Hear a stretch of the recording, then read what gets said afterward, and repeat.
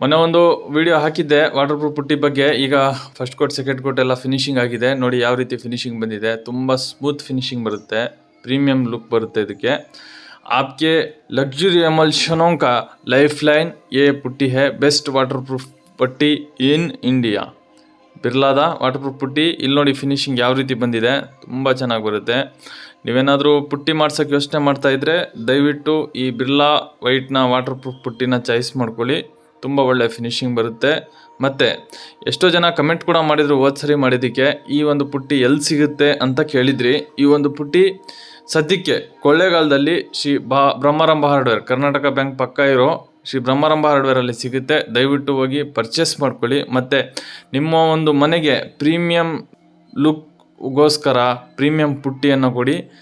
ನಮಸ್ಕಾರ, ಬರ್ತೀನಿ, ನೆಕ್ಸ್ಟ್ ವೀಡಿಯೋಲಿ ಸಿಗ್ತೀನಿ. ದಯವಿಟ್ಟು ಫಾಲೋ ಮಾಡ್ಕೊಳ್ಳಿ, ಲೈಕ್ ಮಾಡೋದನ್ನ ಮರಿಬೇಡಿ. Thank you.